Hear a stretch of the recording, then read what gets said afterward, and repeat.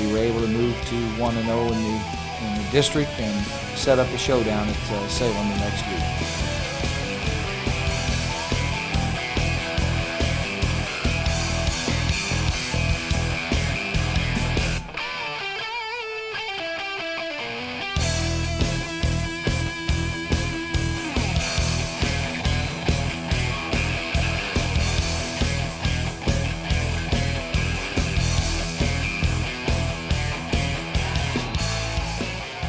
Districts, baby. Right there. It'll be like this every week. The other one? There's phases of the game that we need to improve on, though. But as a whole, guys, we played a great game.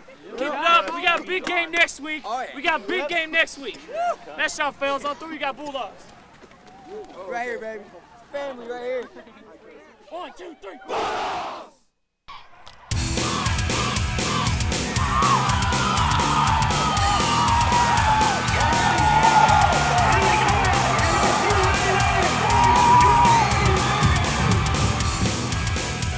In Week 9, the Bulldogs headed to Salem for the second game in District 3 of Class 4A. We knew it was going to be a very intense, tough ball game.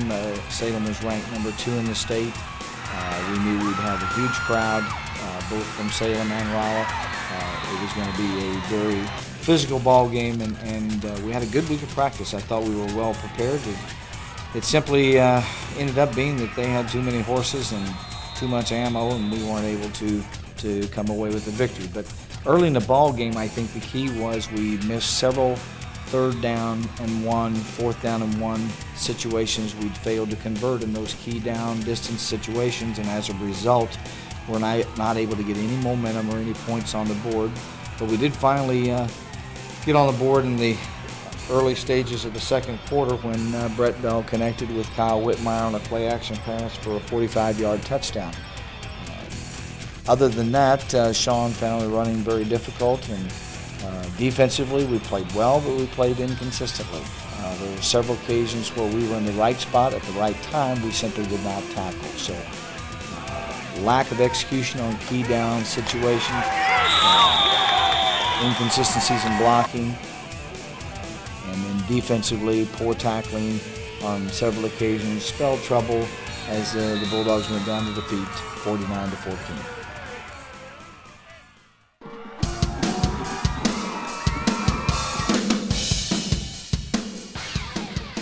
The St. Clair game was a night of many fond memories. I hope as players that they are able to retain what they experienced that night, because it was history in the making.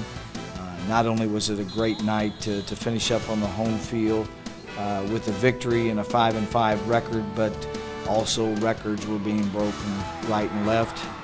It was a night that we were trying to emphasize our seniors. Parents' night, very fitting into a season that it's been a very pleasurable season because of the kids that we have. They're fun to work with, and we just simply were a little inconsistent. But this was a night where we were hitting on all cylinders, and both offensively and defensively. Our defense allowed only 37 yards rushing. That was the best rushing defense of the year.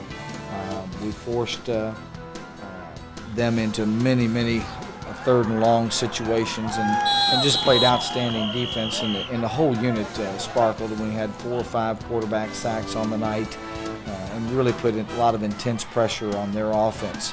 And offensively, we basically could do no wrong.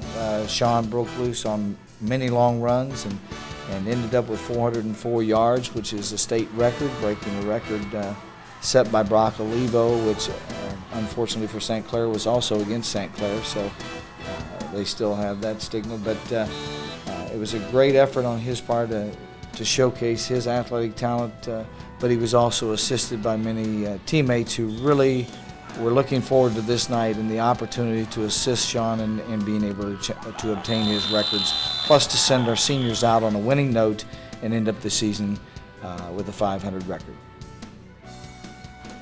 All right, the St. Clair game was in some ways kind of an end, obviously, to an era, but also we wanted to come back after our loss to Salem in Week 9. Wanted to come back and send our seniors off in style. We had I coached 2 senior running backs in Sean Wells and Brian Bennett, and we as a group decided we really wanted to give them a good send-off as seniors, their last game here at Lions Field, and we wanted to play as a unit and get them the ball quite a bit during this game. Steve Wells, a sophomore halfback, really did a good job against St. Clair.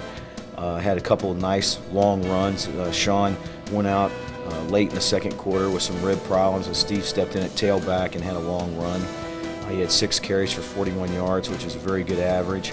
Cody Murphy, a fullback, coming back from a shoulder injury, had 1 carry for 13 yards and did a nice job.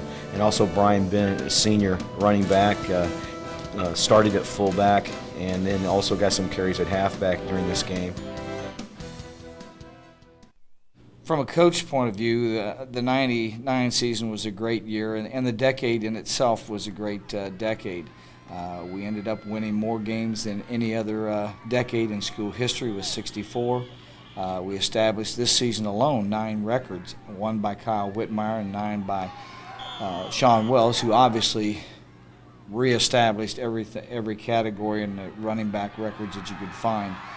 It was a championship year as we won the Mid-Mo Conference, and it is our last year in the Mid-Mo Conference as we know it. And so we're pleased to have that conference championship, and the future is uncertain. We're not sure.